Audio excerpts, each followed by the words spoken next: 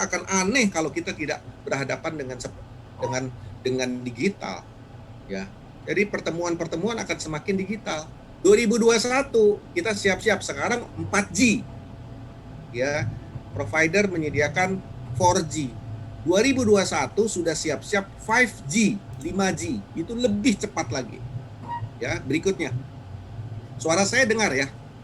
Dengar Pak, dengar Pak. Dengar ya, oke. Ya. Nah kemudian kita bisa lihat juga di slide ini di Indonesia di 2020 ini jumlah penduduk Indonesia dari 272 juta, ya, itu kita bisa lihat di sini yang masuk dalam populasi handphone itu jumlahnya sudah 124% dari populasi.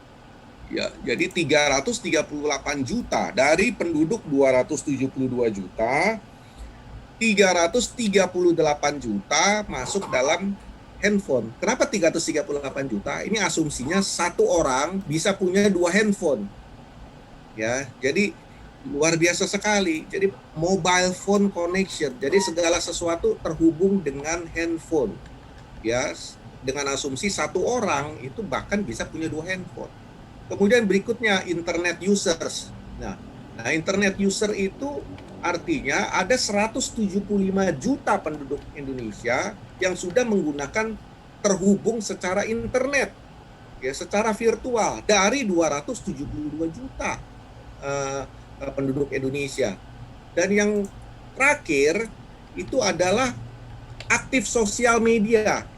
Dari 272 juta penduduk Indonesia, ada 160 juta atau 59% aktif di media sosial, aktif di WhatsApp, aktif di Facebook, aktif di Instagram, dan lain sebagainya. Nah, kita lihat lagi di slide ini, slide berikutnya. Nah,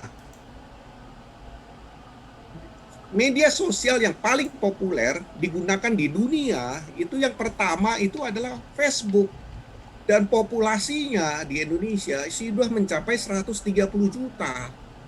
Nah, 130 juta artinya sebagian besar, ya, kurang lebih 62% itu penduduk Indonesia sudah aktif di Facebook. Ya, bayangkan Facebook ini kalau bisa dikatakan menjadi satu negara sendiri ini Facebook. Negara Facebook bisa sendiri. Jadi Indonesia 130 juta pemakai. Dan dari 130 juta itu 44% didominasi oleh wanita. Ya. Dan yang pengguna lelaki yang paling kanan itu 55,6%. Artinya penduduk lelaki Facebook, negara Facebook yang ikut di Facebook Indonesia 55,6% berjenis kelamin lelaki. Nah, mungkin ada pertanyaan, Pak, yang mana yang paling banyak jenis kelamin penduduknya wanita? Yang itu adalah bukan di Facebook tapi Instagram. Ya, tapi kalau yang di Facebook lelaki 55%, perempuan 44%. Jadi ini adalah satu fenomena yang luar biasa, dan 2020 ini luar biasa, perkembangannya begitu pesat. Orang nggak mungkin lagi jumpa lagi secara fisik, jumpanya justru di Facebook, seringnya lihat di Facebook. Ya, berikutnya. Nah, jadi Bapak Ibu sekalian, 2021 ya, itu kita harus mulai dengan yang disebut change, perlu diingat.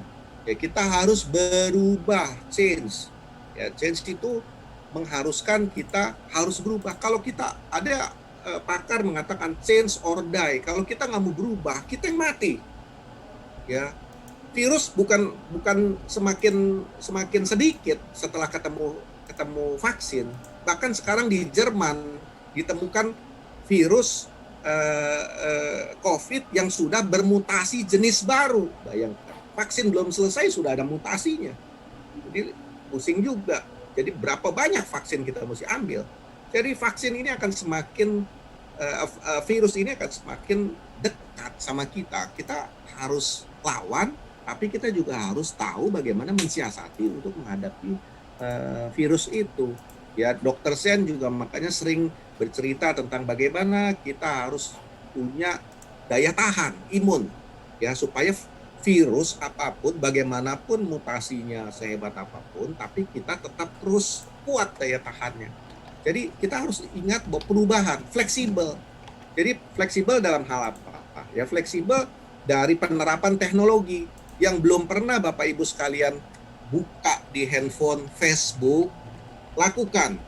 Belum pernah ikut Zoom sebelumnya untuk bertemu dengan rekan-rekan, mitra-mitra, lakukan. Hari ini luar biasa sekali, ada 63 ya yang di Sumatera, yang di kantor Medan, di Bu Esther juga kurang lebih ada 100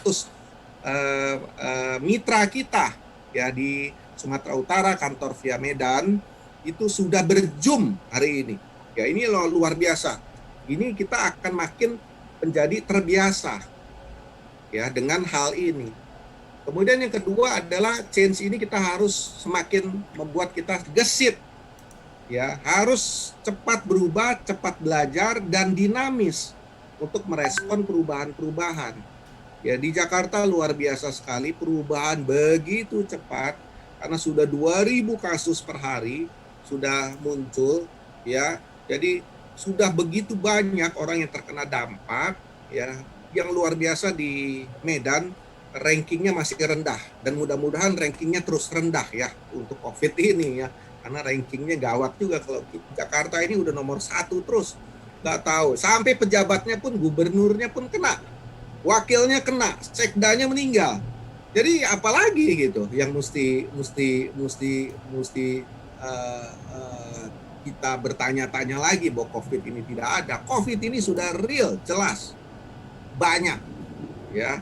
Ambulan sudah banyak sekali di jalan, bahkan rumah sakit sudah full ya. Yang Anda harus lakukan, bisnis juga banyak yang tutup, tapi kalau kita mau fleksibel, kita mau gesit, kita mau dinamis merespon perubahan, kita pasti akan bisa mengambil sebuah peluang ya. Dan bersyukur peluang itu ada di kita karena kita ada di dalam bisnis pertanian, itu yang pertama. Kemudian yang kedua, bisnis kesehatan, suplemen untuk menjaga supaya tubuh kita tetap kuat.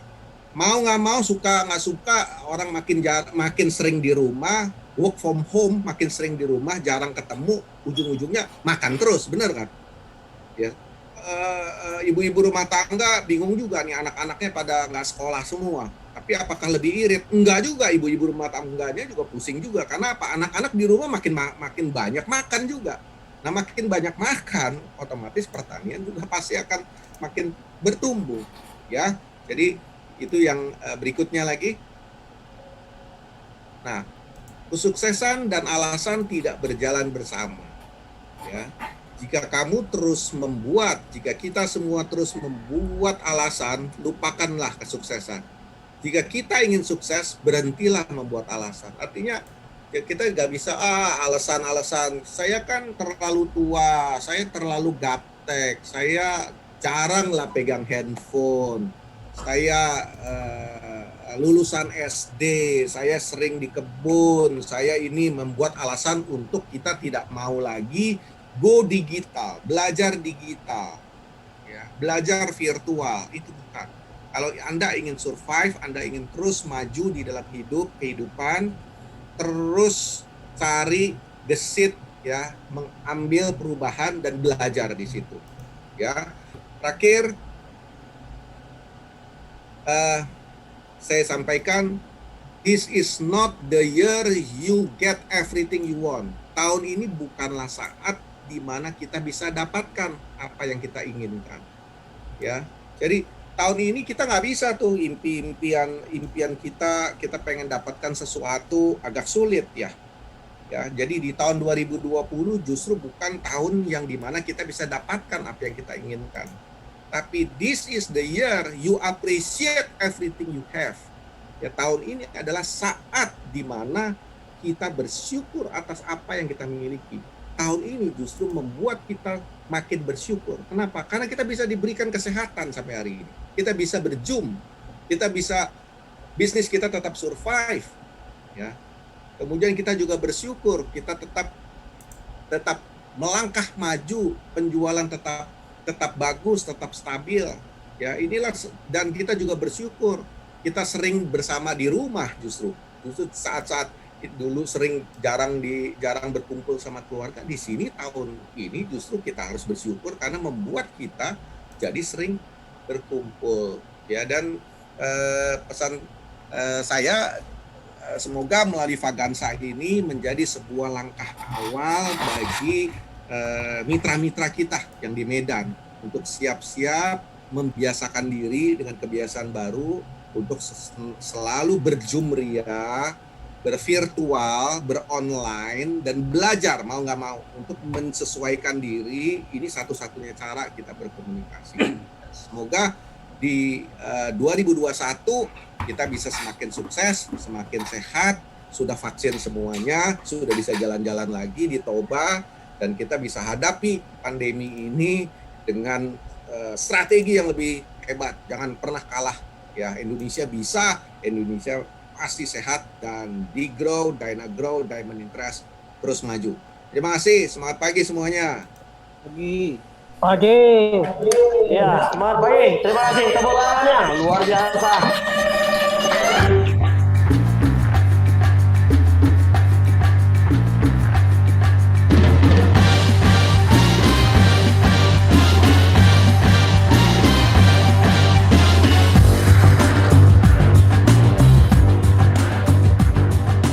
Selanjutnya ya, kami umumkan untuk one day promo yang sudah belanja sampai dengan 3:30 sore ini ya. Luar biasa antusias Bapak dan Ibu yang ada di kantor Medan. Untuk Bapak Husin Umsul, dia belanja 16 paket kopi Gano ya. Mana Bapak Husin? Pak Husin? Iya ya, luar biasa.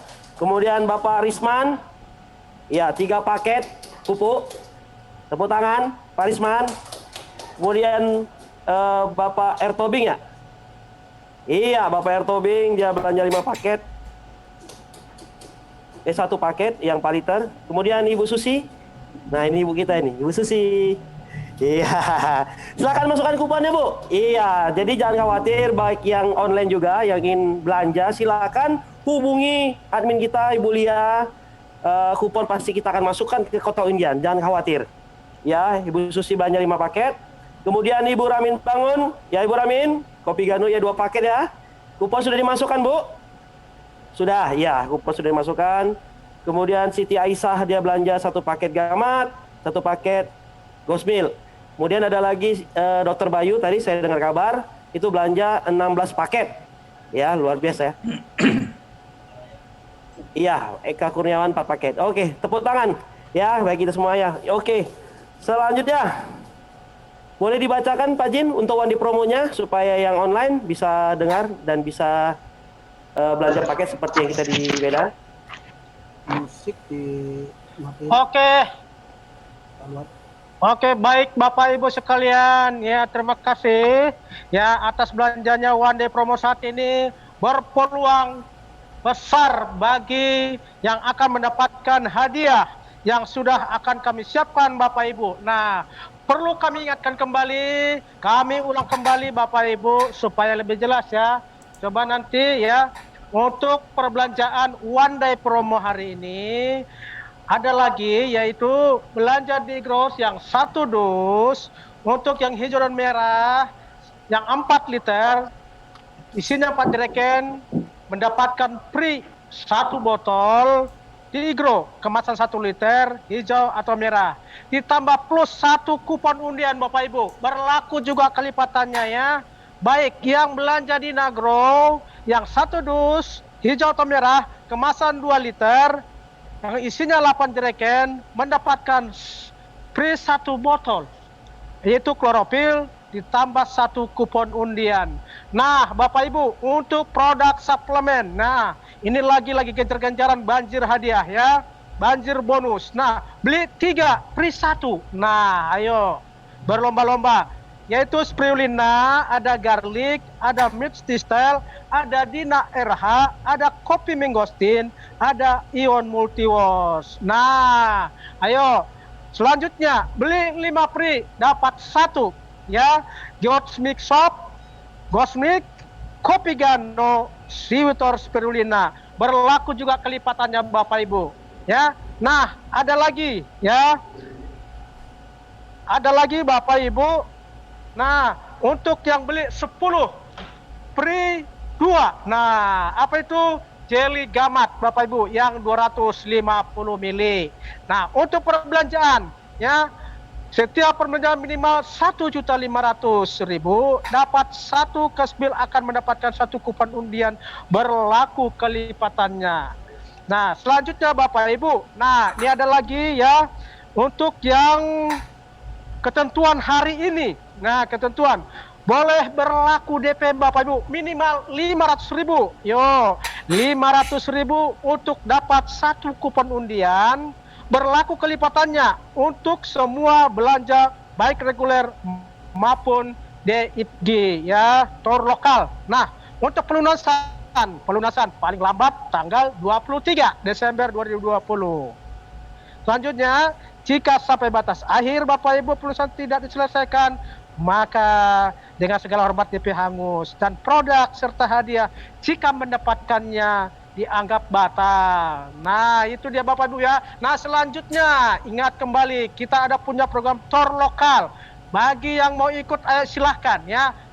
Program kita jalan-jalan, makan-makan, bersenang-senang. Apa programnya Bapak Ibu? Adalah di Gropan Gathering ya. Silahkan, wajib. Persyaratannya wajib belanja 3 dus. 3 dus saja Bapak Ibu. Yang hijau atau yang merah silahkan. Fasilitasnya apa saja? Menginap 2 hari 1 malam. Makan 5 kali, kopi break 2 kali, dan mendapatkan kaos topi cantik. Yo, mari berlomba ya Bapak ya. Dan hotel yang ini adalah hotel yang terbaik di Parapat, namanya Hotel Ina. Silahkan, acaranya sangat luar biasa. Ada kita buat acara fun interaktif game, one day promo, barbecue, karaoke, dan wisata kapal keliling Danau Toba. Ayo, khusus pembelanjaan hari ini ya, 20 Desember akan mendapatkan 3 kupon undian di Groyer Paganja ya. Ayo, silakan Bapak Ibu ya. Kami kembalikan kepada Pak Adrian. Silakan. Baik, terima kasih luar biasa. Jangan lupa hubungi admin kita Ibu Lia yang tertera di pesan Zoom. Oke, selanjutnya kami sampaikan kepada para hadirin dan peserta untuk pembicara materi, yakni materinya adalah yang pertama dampak residu pestisida terhadap kesehatan yang disampaikan oleh konsultan medis kita, Dr. Jen Jaya. Yang kedua, materi yang kedua, cara meningkatkan hasil pertanian oleh konsultan pertanian kita, Bapak Insinyur Swendro Atmaja. Nah, syarat dan ketentuan, yang pertama, penyampaian materi untuk setiap pembicara, kami beri waktu 25 menit. Yang kedua, selama pembicara menyampaikan materinya, peserta tidak diperbolehkan melakukan interupsi. Yang ketiga, sesi tanya jawab akan dibuka setelah kedua pembicara selesai menyampaikan materinya. Baik, selanjutnya kami persilakan kepada pembicara yang pertama dengan materi dampak residu pestisida terhadap kesehatan. Mari kita sambut dengan tepuk tangan Bapak Dr. Jen Jaya. Silakan. Terima kasih moderator. Ramot Marjumpa, Bonar Manogot. Selamat berjumpa, semangat pagi. Saya Dr. Senjaya sebagai konsultan medis di PT Diamond Interest Indonesia. Pada kesempatan ini saya akan menyampaikan tentang masalah pestisida. Apakah penggunaan pestisida masih dibutuhkan? Mungkin ini satu pertanyaan yang bisa dianggap tidak tepat. Karena pasti di antara para rekan petani, pengguna Digro, Dynagro, dan para pemirsa akan mengatakan bahwa tidaklah mungkin bercocok tanam tanpa menggunakan atau tanpa melakukan penyemprotan pestisida. Semua usaha pasti akan sia-sia karena tanaman akan mati diserang hama penyakit. Modal habis, untung tidak ada. Ya, kira-kira seperti demikianlah komentarnya. Baik, mari kita simak sejenak video klip sederhana ini. Perhatikan baik-baik apa yang sering dilakukan oleh para petani ya dalam melakukan penyemprotan. Ini adalah menyiapkan, perhatikan baik-baik ya bagaimana mereka melakukannya. Nah, itu mereka berangkat nah, seperti ini, dan situasi atau pemandangan seperti ini tidak atau sering kita lihat ya. Nah, sekarang saatnya menyemprot. Kalau tadi mempersiapkan, sekarang mereka menyemprot. Perhatikan baik-baik. Nah, ini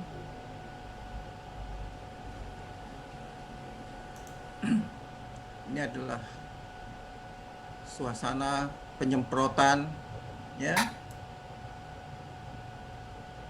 Mungkin bagi para rekan-rekan petani hal ini sudah tidak asing untuk dilihat dan menjadi sesuatu yang biasa ya. Oke, ini adalah sesi penyemprotan. Nah, setelah menyemprot tentu akan melakukan pembersihan ya. Mari kita lihat sambil merokok nyantai bagaimana mereka membersihkan tempat semprot atau alat semprot. Nah, seperti itu ya, nampaknya biasa-biasa saja, tetapi dampaknya baik. Nah, ini adalah yang kita lihat. Saudara-saudara, ada beberapa hal yang saya sorot di sini dari tayangan tadi. Mungkin Anda sekalian juga melihat. Yang pertama adalah pada waktu campuran pestisida ya, dilakukan tanpa pengaman atau sarung tangan. Perhatikan itu. Ya, kedua, ada sejumlah jenis pestisida yang dicampur dengan ukuran kira-kira.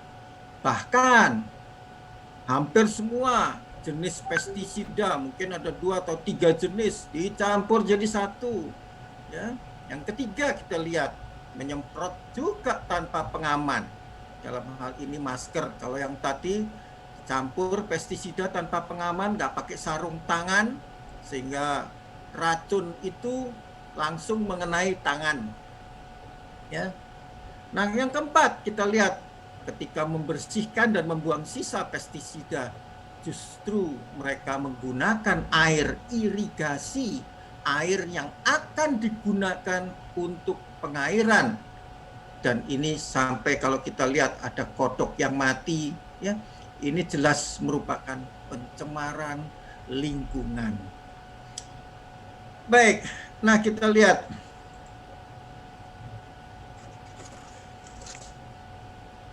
Pencemaran pestisida atau racun hama. Nah, saudara sekalian, 10 tahun yang lalu memang saya pernah belajar menjadi petani. Jadi nggak heran kalau sedikit banyak saya tahu tentang masalah pertanian. Ini pun juga karena belajar dari petani. Sementara apa tujuan petani menggunakan pestisida? Saya juga bertanya-tanya pada mereka dengan segala gaya mereka menjelaskan pada saya bahwa tujuan kita menggunakan pestisida adalah untuk membunuh, ya, mengusir, ya, kalau bisa itu hama jangan datang.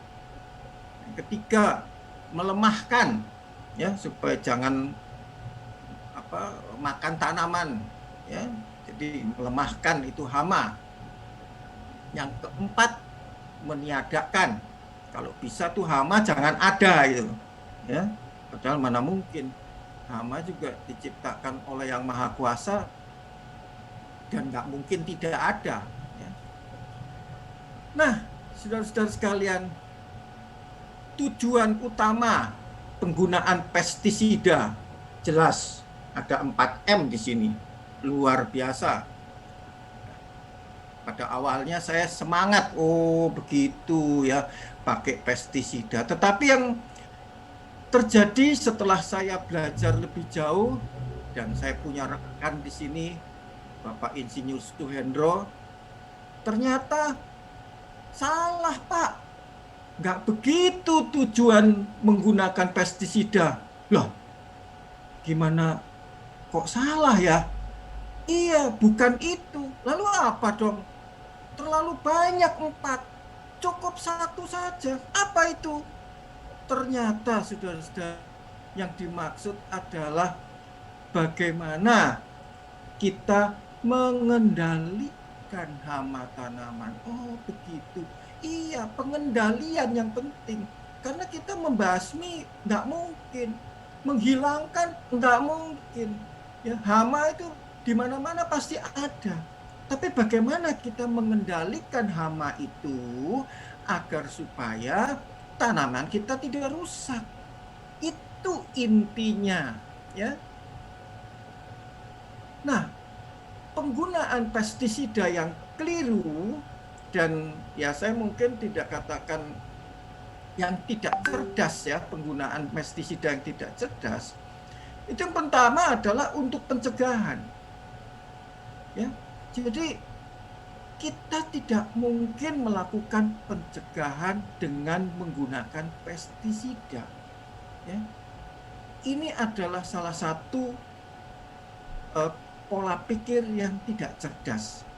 Pola pikir kedua yang juga tidak cerdas adalah agar tanaman menjadi lebih segar. Pestisida tidak membuat tanaman menjadi lebih segar. Yang ketiga, nah ini banyak petani yang mengajarkan saya, iya Pak, kalau takaran kita tambah, dosisnya kita tambah, habis itu hama. Takaran yang tidak terukur. Ya, ini juga merupakan pola pikir yang tidak cerdas. Yang keempat, nah jangka waktu. Semakin sering, semakin bagus Pak. Supaya tuh hama jangan kita kasih kesempatan untuk hidup. Kita sikat. Padahal ini juga sangat tidak cerdas. Yang terakhir adalah jenis pestisida. Dicampur aja semua. Yang penting kena semua. Nggak peduli. Ini. Jadi ada 5 hal yang tidak cerdas di dalam pola pikiran kita di dalam penggunaan pestisida. Nah, di sini ada 6 cara tepat penggunaan pestisida. Yang pertama, tepat sasaran, tepat jenis, ya. Nah, kemudian tepat mutu, tepat takaran, tepat waktu, tepat cara pakai. Nah, ini harus tepat, saudara-saudara. Ternyata saya belajar, oh, jadi penggunaan pestisida itu tidak bisa sembarangan. Harus tepat, ya. Sasaran kita apa? Nah, ini yang kita lakukan, sasarannya, ya. Tepat jenis. Nah, nanti sebentar saya akan tunjukkan jenis-jenis pestisida yang tepat, ya. Kemudian tepat mutu, ya. Ada 1001 jenis merek. Nah, ini kita harus teliti memang, ya. Jadi petani yang sudah berpengalaman, yang sudah punya pengalaman puluhan tahun melakukan pertanian, ya pasti tahulah ya mutu dari pestisida yang tepat yang harus dan bisa mereka pakai. Kemudian takaran. Semakin tinggi dosis bukan berarti semakin baik, ya. Nanti mungkin Pak Insinyur Suhendro akan lebih menjelaskan barangkali tentang hal ini.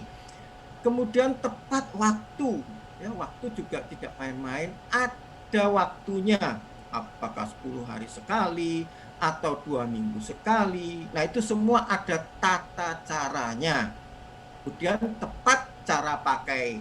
Nah, cara pakai itu ya disemprot, bagaimana kita berperilaku, ya, cara semprotnya bagaimana, apakah mengikuti arah angin atau berlawanan dengan arah angin, menggunakan pengaman. Nah, itu semua harus tepat. Oke, nah inilah yang harus kita perhatikan.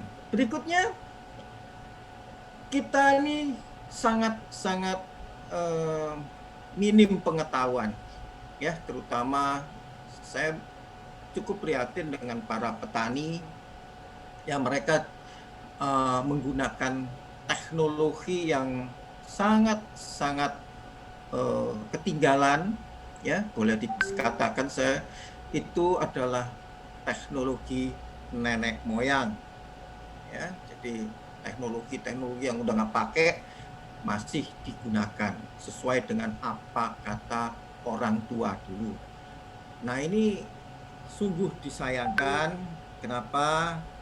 Karena pengetahuan adalah sesuatu yang terus bergulir, ya. Ada banyak buku-buku, saya sempat membaca juga buku-buku ini, ya, bagaimana menggunakan pestisida, menggunakan pupuk, ya, dan semua ini adalah satu pengetahuan, ya, yang harus kita lakukan.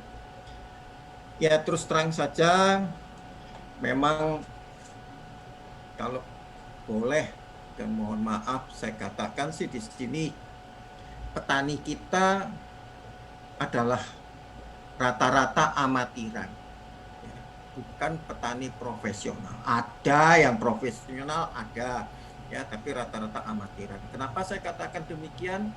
Ada beberapa petani, sejumlah petani bahkan mereka itu mengaku sebagai petani, tetapi mereka juga ngojek, mereka juga buka warung, mereka juga melakukan berbagai macam pekerjaan lain sehingga tidak fokus terhadap pertaniannya. Oke, saya tidak membahas itu, saya langsung saja pada berbagai pestisida yang digunakan di lapangan. Ini ada 3 jenis, ya, berdasar isinya. Ada yang fungsinya fungisida, ada yang untuk insek, ada yang untuk herbisida. Jadi fungi, jamur, untuk insek, ya. Jadi ada juga untuk herbisida, ya. Jadi tanaman liar, termasuk tanaman liar, herbisida. Ada juga yang lain-lainnya, nanti akan kita lihat. Seperti ini, ya, racun serangga, akarisida, racun tungau, ya, fungisida, racun cendawan, racun siput juga ada, racun pengerat untuk tikus, ya, bakteri, bahkan racun gulma. Jadi ini kita harus tepat, ya, mau dipakai untuk apa. Oke, berikutnya kita lihat di sini jenis pestisida menurut bahan aktif, ya. Menurut bahan aktif ini ada 2, alami dan buatan. Nah, yang sering kita pakai dan beli di toko-toko pertanian itu adalah yang buatan. Jadi rekayasa kimiawi. Kenapa bukan yang alami? Memang alami lebih baik, lebih aman, tetapi teknologinya masih sangat minim dan kebutuhan akan pestisida ini sangat tinggi, sehingga ya kalau alami itu tidak mencukupi, ya. Nah, kemudian jenis pestisida menurut kerjanya. Nah, ini juga kontak langsung. Jadi begitu menyentuh langsung mati, baru nyentuh mati. Kemudian kita ingat sistemik.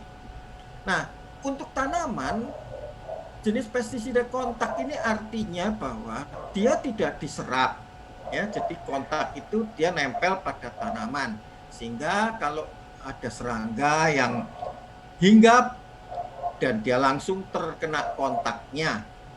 Nah, kalau sistemik itu adalah jenis pestisida yang diserap oleh tanaman, masuk ke dalam daun, serangga makan daunnya, nah dia kena racun. Seperti itu kira-kira kerjanya. Nah, kita lihat bahwa cara kerja pestisida pada tanaman, ya, seperti saya tadi katakan, ada kontak nempel aja, kemudian sistemik dia terserap masuk ke dalam bagian-bagian tanaman, dan kemudian translaminer dia menyelinap, tidak diserap tetapi dia menyelinap, ya. Jadi diserap sampai ke daun pun tidak, mungkin ada di kulit batangnya tapi tidak diserap gitu, ya. Nah, bagaimana pada hama? Sama, ya. Pada hama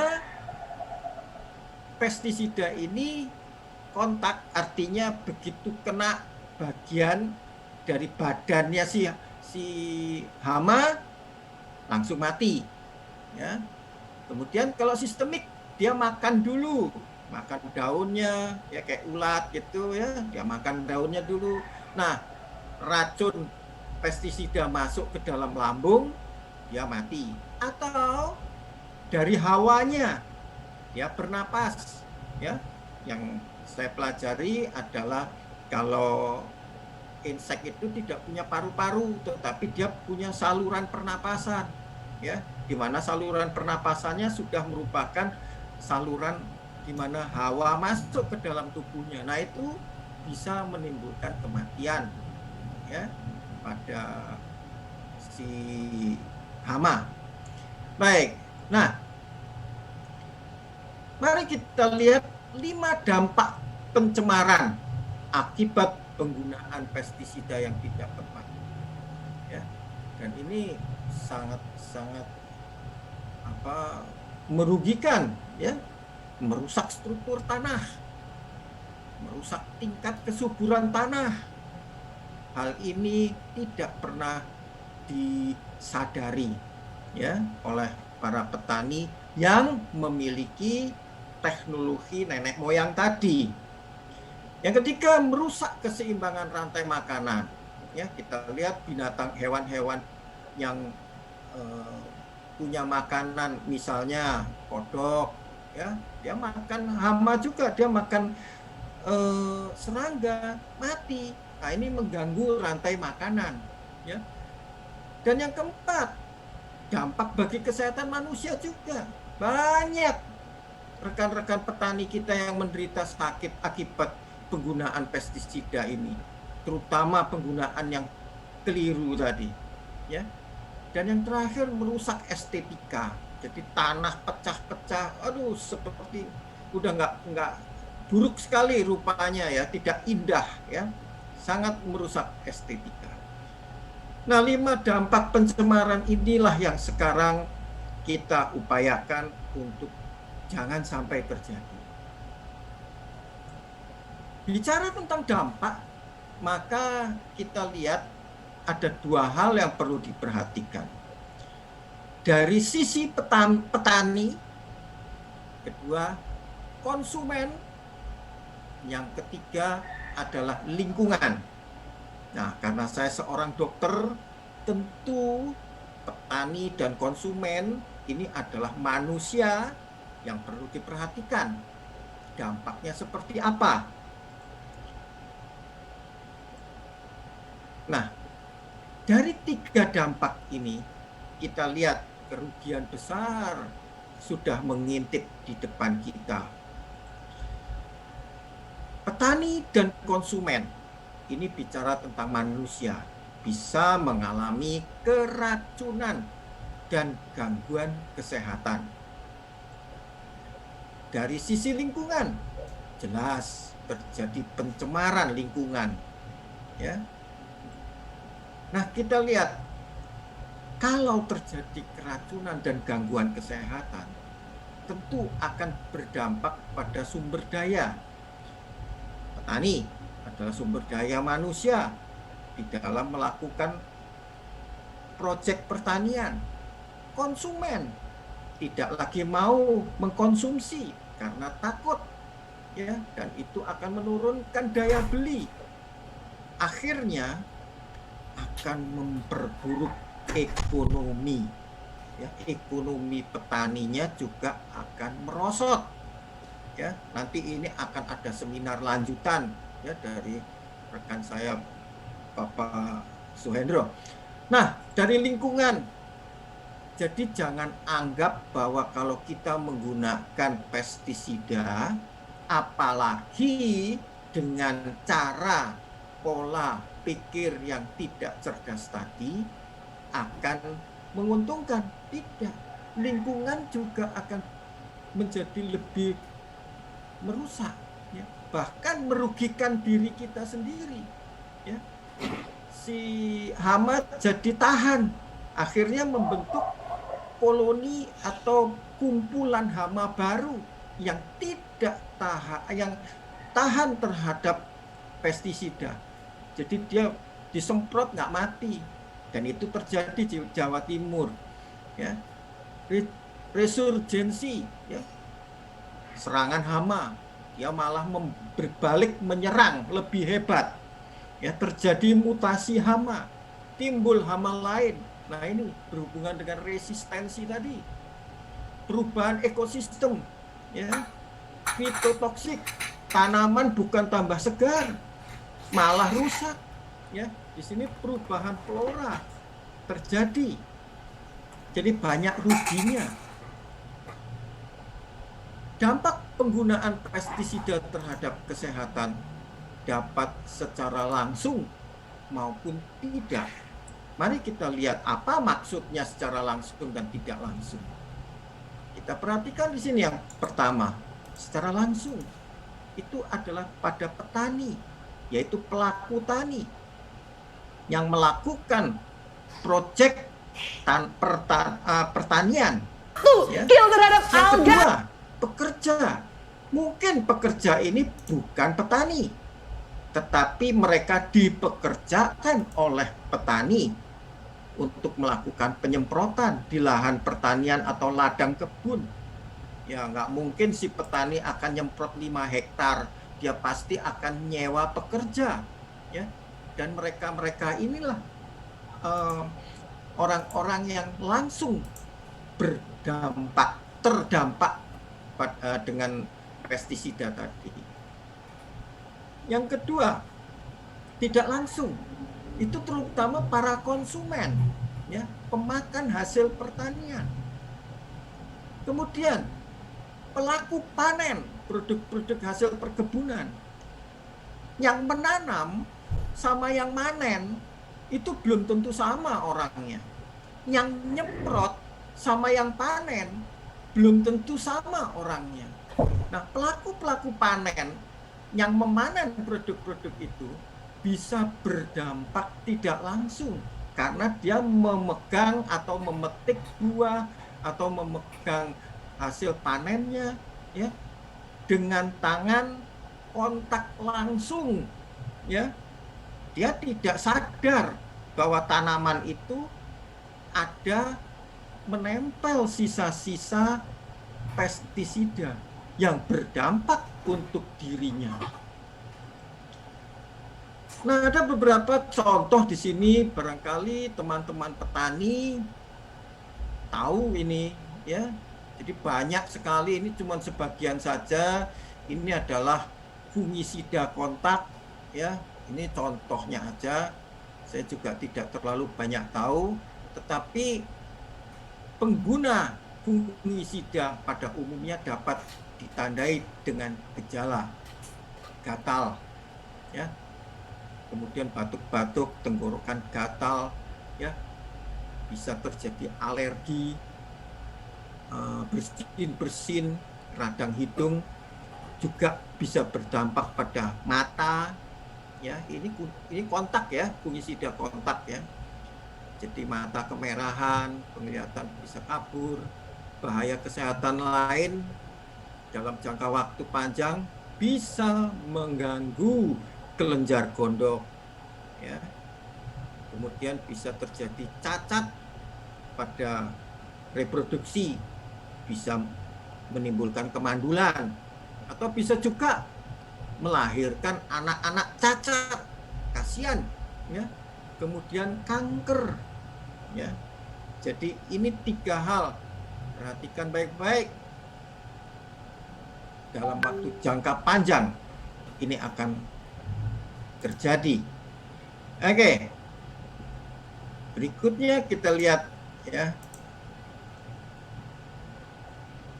Fungisida sistemik. Nah, ini adalah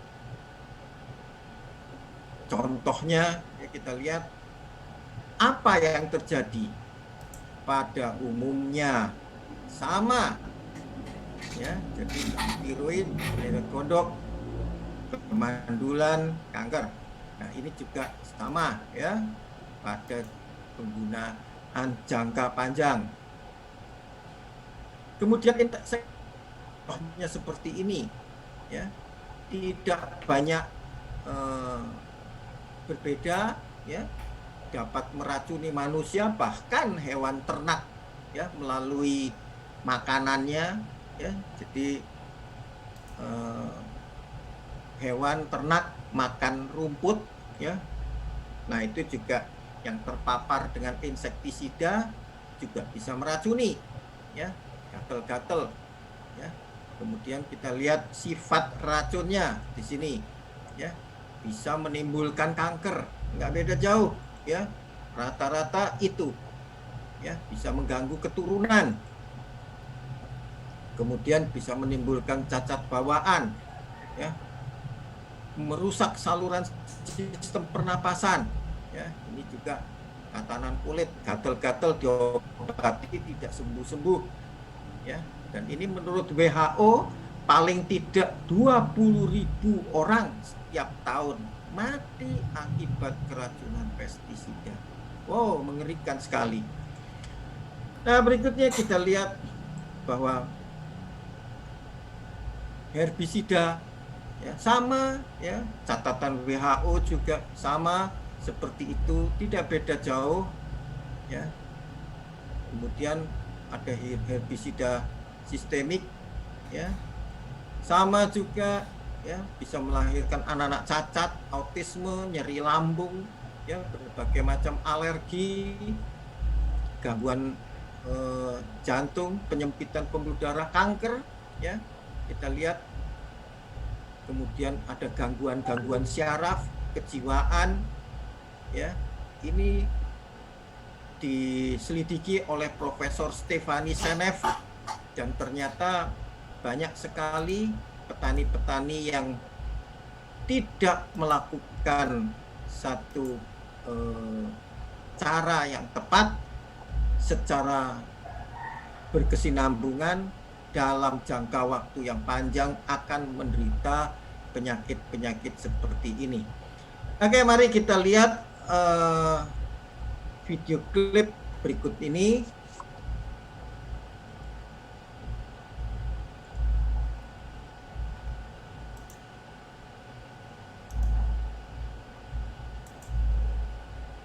Ya, saya biasa-biasa. Lama-kelamaan saya apa lagi? Jika akan gatal seban. Nah, di situ saya berobat sampai berusaha kali kemana saja, ke Tegal ya sama. Nah, saya habis itu semua saya bekerja lagi, dihantam lagi, ditimpa lagi penyakit. Nah, sampai sekarang, apalagi kita biasa nyemprot, baunya saja, teman yang nyemprot itu nyentuh, entah. Jadi sampai sekarang, ya boleh dikatakan tidak bisa kerja bagian penyemprotan. Saya itu nyemprot sampai saya merasakan gejala kena ya kan, pakai herbisida itu merek Monitor, rasa mual perutnya,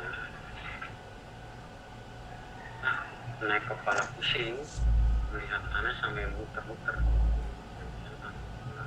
Ya pasti di rumah nggak bisa sembuh. Jadi saya langsung dibawa rumah sakit.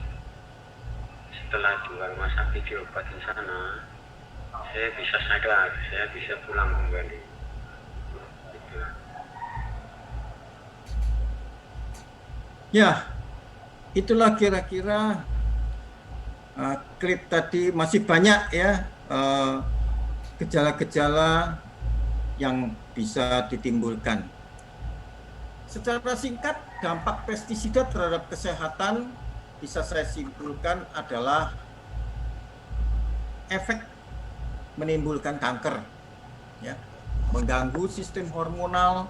Nah, ini tadi yang barusan kita lihat mempengaruhi sistem syaraf, mengganggu fungsi reproduksi, bisa mandul, bisa melahirkan anak-anak cacat, mengganggu sistem pernapasan, mengganggu sistem pencernaan makanan, ya tadi dikatakan mual, ya, nafsu makan berkurang, mengganggu sistem peredaran darah jantung, dan juga dapat terjadi gangguan penglihatan. Nah, tentunya kita juga punya solusi, ya, bagaimana untuk bisa supaya jangan menderita penyakit. Artinya bahwa bukan berarti, oh nggak apa-apa, saya menggunakan pestisida secara tidak tepat, nggak masalah, toh ada solusi. Bukan itu maksudnya, ya. Tetapi solusi pencegahan, artinya jangan sampai terjadi penyakit yang mengganggu. Mumpung sekarang belum terjadi, mari kita cegah, ya. Nanti dari sisi pertanian mungkin ada rekan saya Pak Hendro yang akan menjelaskan. Kita lihat bahwa kita punya produk Grapseed, ini yang kita tawarkan, ya. Grapseed ini sangat baik, jadi adalah satu ekstrak biji anggur yang dijadikan tablet. Nah, ini adalah manfaat utama, 8 manfaat utama yang bisa memberikan kita pencegahan, terutama kesehatan kulit, penuaan dini, ya. Nah, ini mencegah, bahkan mampu memulihkan kesehatan tubuh yang lemah dan membantu mencegah penyakit kanker, ya.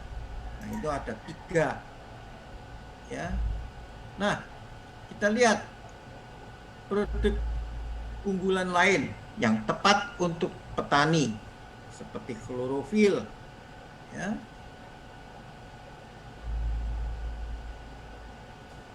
Sangat baik untuk petani agar supaya membersihkan darah dari gejala bentuk racun dan zat kimia.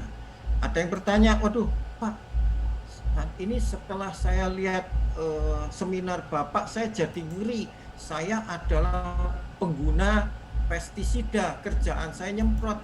Tapi memang saat ini saya belum punya keluhan seperti itu, Pak. Kira-kira gimana? Oh ya, minum klorofil.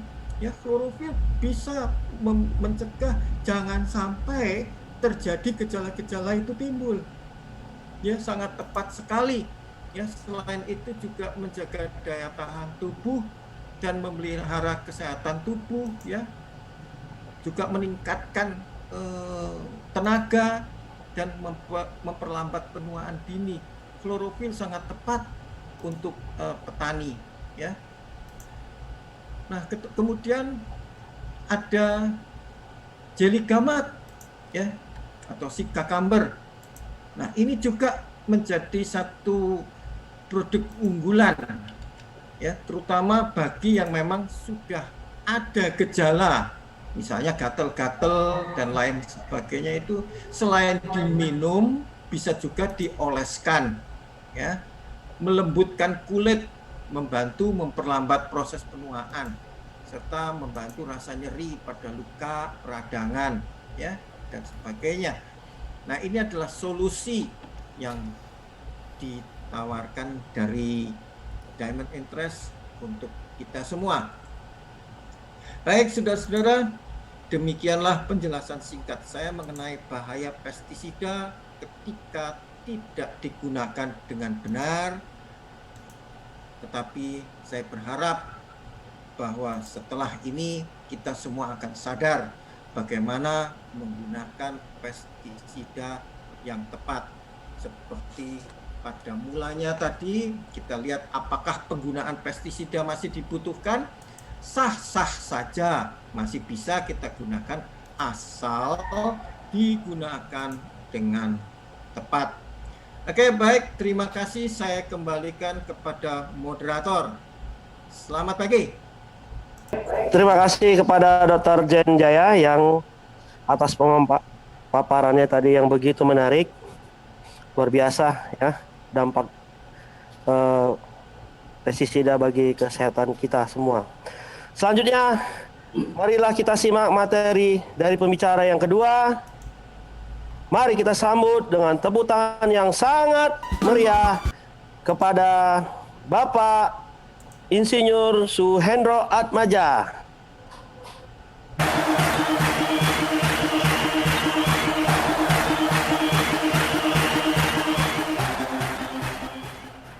Terima kasih, selamat sore semuanya.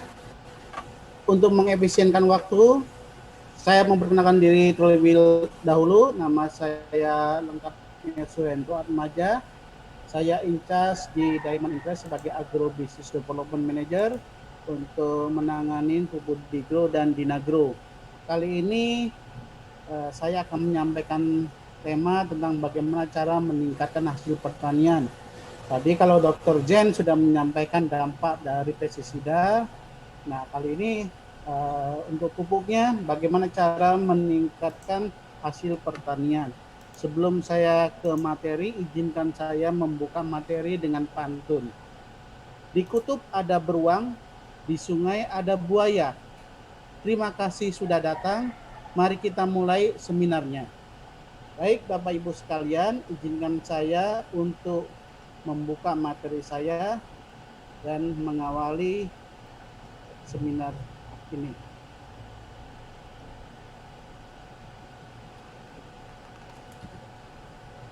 Sehubungan dengan bagaimana cara meningkatkan hasil pertanian, ini tidak terlepas dengan program pemerintah yang disebut dengan Panca Usaha Tani.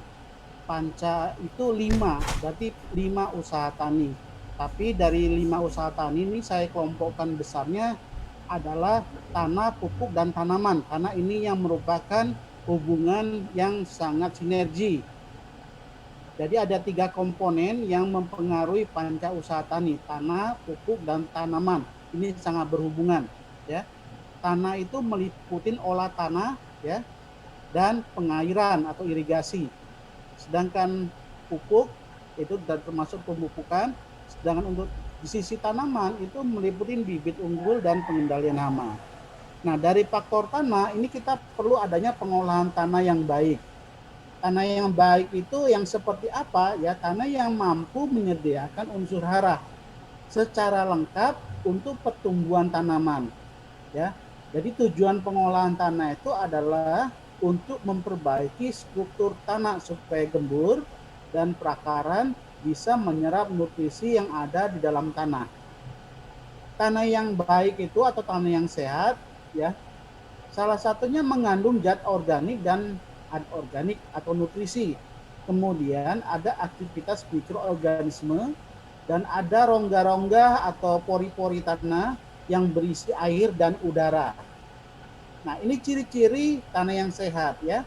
Yang pertama, secara fisik kita bisa lihat warnanya hitam. Jadi kalau ciri-ciri tanah yang hitam itu tanah yang subur, ya, yang sehat. Orang yang berkulit hitam itu tenaganya akan lebih kuat dibandingkan dengan yang kulit putih.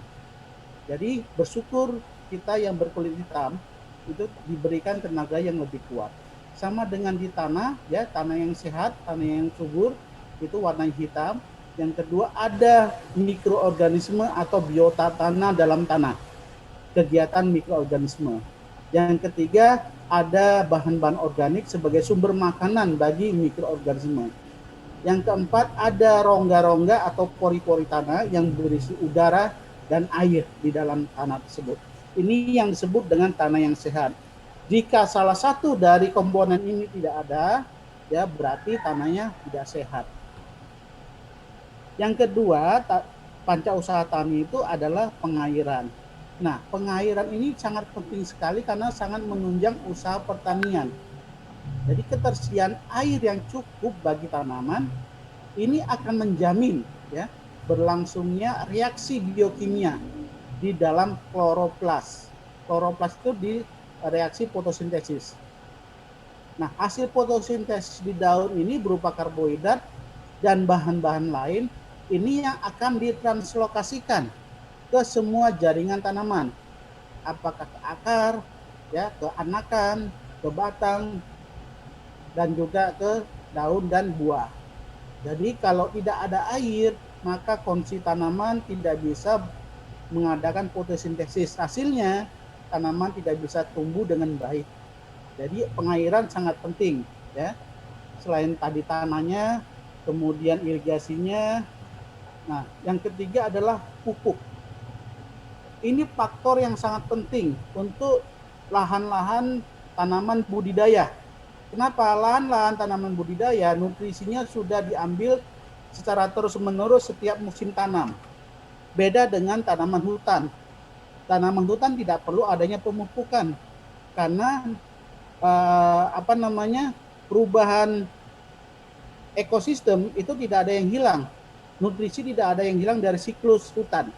Semuanya kembali hidup, mati, kembali lagi ke tanah dan diserap tanaman. Tapi kalau tanaman budidaya, nutrisi di dalam tanah itu banyak yang hilang.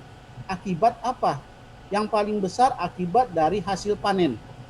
Karena tanaman tumbuh, berkembang, dan berbuah itu menyerap nutrisi. Kehilangan yang kedua itu dibawa oleh aliran air permukaan. Yang ketiga, nutrisi ini bisa menguap, terutama unsur nitrogen. Yang berikutnya, dia terbawa oleh aliran perkolasi. Perkolasi itu adalah air yang mengalir ke dalam tanah. Jadi sisa yang diikat oleh tanah itu akan terlepas dan masuk ke dalam aliran air bawah tanah. Jadi kehilangan ini sangat besar sekali. Maka pupuk ini ada dua, ya, sebagai penopang nutrisi dalam tanaman, anorganik dan organik. Organik berarti dari makhluk hidup, kompos, pupuk kandang, dan sebagainya. Masuk organik. Ada yang padat, ada yang cair organik. Anorganik berarti pupuk yang berasal dari sintetis, buatan pabrik atau kimia. Kita paham dulu pupuk itu apa. Jadi pupuk secara gampang, pengertian petani adalah makanan atau nutrisi, atau unsur hara atau bahan baku. Karena tanaman ini kita anggap sebagai pabrik biologis. Pabrik bisa berproduksi dengan baik kalau ada bahan baku. Bahan bakunya apa? Nutrisi tadi, atau pupuk, atau unsur hara yang kita berikan. Ya. Nah, pemupukan itu bertujuan apa? Menggantikan hara yang hilang, ya, akibat terbawa panen, atau pencucian, atau fiksasi, dan lain-lain. Itu tujuan pemupukan. Supaya tanaman bisa berproduksi dengan baik. Sumbernya bisa dari organik atau anorganik. Yang penting dia mengandung unsur hara makro dan mikro yang dibutuhkan oleh tanaman. Jadi lengkap sehingga tidak ada masalah. Nah, pemberian pupuk juga bisa beberapa cara. Ya, secara garis besar ada dua cara, bisa lewat tanah, bisa lewat daun atau semprot lewat mulut daun. Lewat tanah bisa beberapa cara, ada 4. Bisa lewat tugal, bisa tabur di permukaan, bisa membuat larikan kemudian ditimbun, atau kocoran. Semuanya bisa. Tetapi yang paling hilang nutrisi yang kita berikan itu kebanyakan dari pemberian lewat tabur. Kenapa? Karena dia gampang menguap dan gampang terbawa oleh aliran permukaan air hujan. Sebaiknya harga pupuk sekarang anorganik mahal, sebaiknya dengan sistem tugal ataupun larikan. Ya. Ada juga yang sistem kocoran. Ini akan lebih cepat reaksinya karena dia sudah dalam bentuk tersedia. Ini bisa dicampur organik dan anorganik. Contohnya digro atau dinagro dicampur dengan NPK untuk kocoran atau pupuk yang lainnya, ya, unsur makro yang lainnya atau pupuk majemuk lainnya. Nah, kalau pemberian ke daun ini kita mengandalkan stomata, mulut daun. Jadi kita harus paham kapan dia membuka, kapan menutup. Jadi pemberian lewat daun itu sebaiknya pagi atau sore. Kenapa? Karena pada saat itulah mulut daun membuka. Kalau pada saat terik matahari kita berikan lewat daun, mulut daun akan menutup dan itu tidak efektif, bahkan bisa membuat penimbunan di permukaan mulut daun dan itu bisa membakar daun. Jadi penyemprotannya harus kita pahamin pagi atau sore. Nah, ini adalah faktor yang mempengaruhi pertumbuhan tanaman tadi, ya, unsur hara makro dan mikro, ya. Hara makro itu ada dua, makro primer dan sekunder. Yang primer terutama NPK, ya, karena CH karbon, hidrogen dan oksigen itu sudah sangat banyak tersedia di alam. NPK ini kebutuhannya banyak sekali. Seperti manusia itu kalau makan nasi. Sementara kalau daging, sayur dan buah itu sama dengan makro sekunder. Makro sekunder itu apa? Seperti belerang, kalsium, dan magnesium itu yang sekunder. Semakin ke atas unsur mikro itu butuhnya hanya sedikit. Kenapa sedikit? Karena itu yang dibutuhkan tidak banyak. Kalau dia kebanyakan malah bersifat racun. Dia sedikit tapi sangat mempengaruhi proses biokimia di dalam tanaman. Semua unsur ini mempunyai fungsi masing-masing. N tidak bisa menggantikan unsur P ataupun K ataupun yang lainnya. Ibarat mobil, ada ban, ada setir, dan sebagainya, ada spion, masing-masing mempunyai peran yang sendiri-sendiri. Ban tidak bisa menggantikan fungsi spion. Begitu juga dengan unsur hara. N tidak bisa menggantikan unsur P dan sebagainya. Jadi semuanya harus lengkap, ya. N, P, K, C, A, M, G, S, dan unsur mikro yang lainnya harus lengkap. Dan itu sudah tersedia di dalam pupuk digro ataupun dinagro. Yang berikutnya adalah bibit unggul, ya. Bibit unggul ini adalah bibit yang memang sudah terpilih, ya. Tahan terhadap hama penyakit dan juga tahan terhadap lingkungan. Bibit unggul inilah yang diharapkan bisa meningkatkan hasil pertanian. Kalau kita ingin berharap hasil pertanian kita meningkat, tapi bibit yang kita gunakan bukan bibit unggul, maka akan sulit.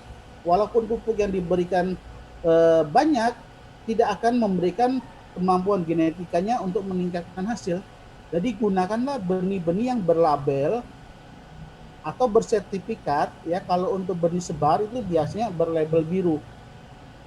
Nah, ini sebaiknya tanpa benih yang unggul akan sulit juga.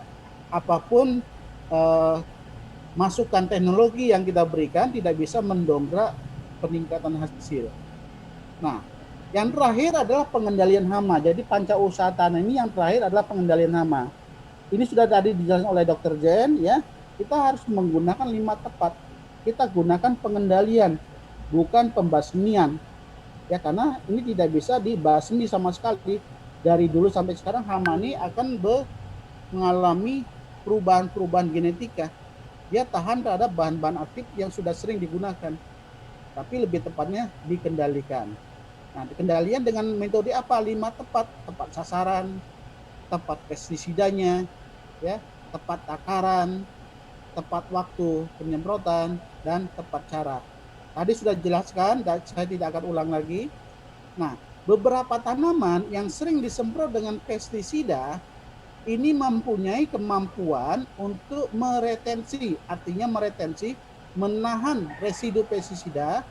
Dia tidak bisa hilang walaupun dicuci dengan sabun biasa. Ini yang disebut dengan golongan tanaman dirty dozen. Contohnya apa? Apel, seledri, tomat cherry, timun, anggur, cabai, kentang, bayam, stroberi, dan paprika. Ini beberapa tanaman yang jika disemprot dengan pestisida, dia mempunyai kemampuan menahan residu pestisida sangat kuat sekali. Bagaimana ini bisa hilang? Kalau dengan sabun biasa tidak bisa hilang dengan begitu saja. Caranya bagaimana? Kita mempunyai produk yang namanya multi wash. Ini bisa membersihkan, juga bisa menyegarkan. Ya, tanaman yang sudah layu, yang residu pestisida sudah tebal, itu bisa dihilangkan dan tanaman bisa segar kembali. Kita lihat video bagaimana proses multi wash ini bekerja. Baiklah Bapak Ibu, selama ini kita menyangka bahwa sayur dan buah yang kita konsumsi sudah bersih, sehat, dan aman. Apakah betul demikian? Nah, mari kita cari tahu bersama. Di sini ada dua baskom A dan B, dua-duanya berisi air biasa, dan juga di sini ada Crystal Ion Multiwash yang berfungsi sebagai pencuci dan pembersih sayur dan buah, membebaskan dari kotoran dan residu pestisida. Kita akan tuangkan di baskom A 1 sendok multiwash, ya. Kemudian di sini juga ada, kita lihat ada sayur dan buah. Sayur sawi ini kelihatannya sudah tidak begitu baik, sudah layu, dan buah anggurnya juga sudah keriput. Kita perhatikan di anggurnya ada bercak-bercak putih. Ini adalah residu dari pestisida. Kemudian sayur yang sama ini kita akan bagi dua. Sebagian akan masuk di baskom A dan di baskom B, dan kita rendam kira-kira 5 menit. Kemudian anggurnya juga akan dibagi dua. Ya, sebagian masuk di A dan masuk di B. Demikian juga dengan stroberinya, kita akan bagi dua, secukupnya saja masuk di B dan A. Demikian juga dengan apel. Nah, kita akan tunggu antara 5-10 menit dan kita akan lihat hasilnya nanti.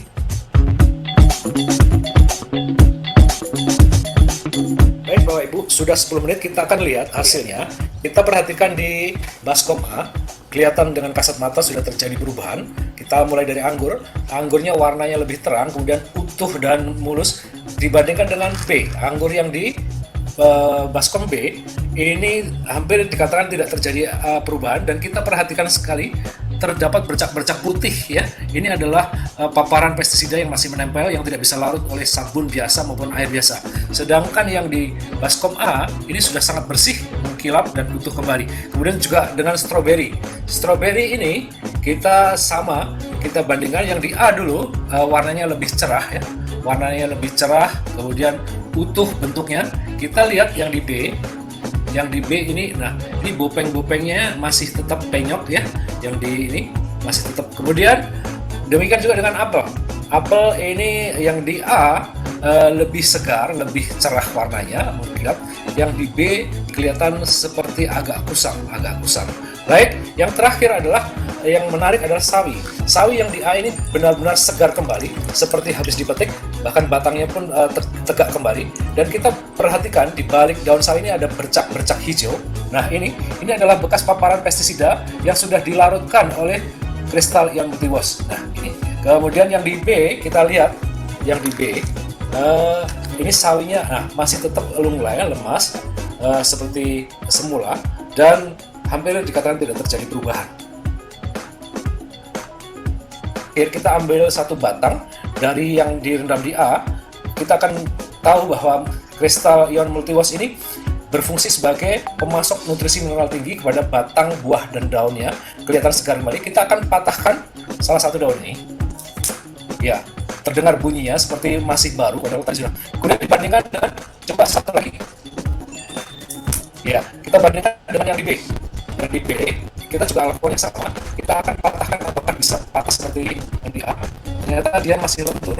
Ya, patah juga, tapi sangat lentur. Kemudian, nah Bapak Ibu, sayur dan buah yang sudah dicuci dengan Crystal Ion Multiwash ini sudah pasti bersih, sehat, bebas dari pestisida, dan aman untuk langsung dikonsumsi.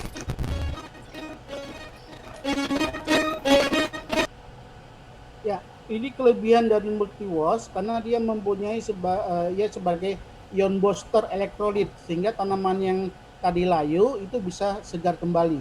Kemudian di dalam multiwash juga dia mengandung bahan-bahan yang bisa mencuci, membersihkan racun ataupun pestisida yang masih menempel, ya, di tanaman ataupun di buah tersebut. Kemudian mengandung mineral yang sangat tinggi, sehingga tanaman ini bisa kembali pulih dan segar seperti sedia kala.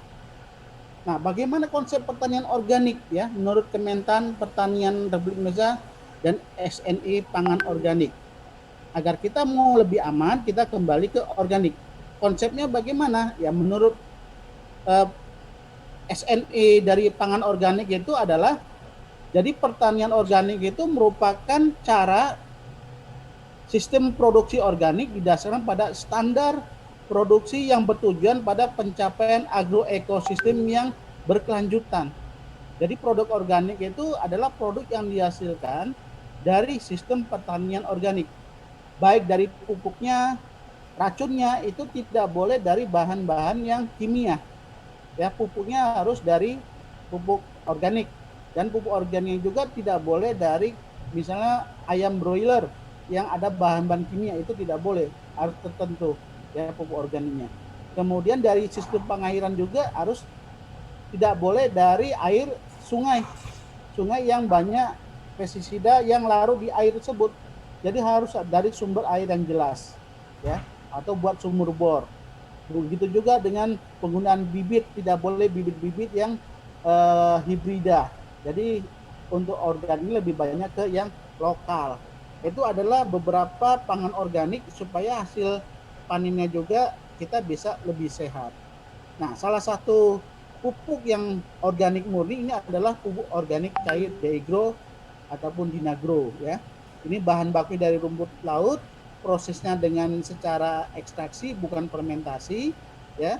Dia tidak mengandung mikroba ya, dan lebih aman dalam penggunaan, tidak ada kadaluarsanya. Prosesnya juga dengan teknologi yang sangat tinggi. Nah, kesimpulannya apa dari pertemuan seminar tentang bagaimana cara meningkatkan hasil pertanian? Itu gampang sekali.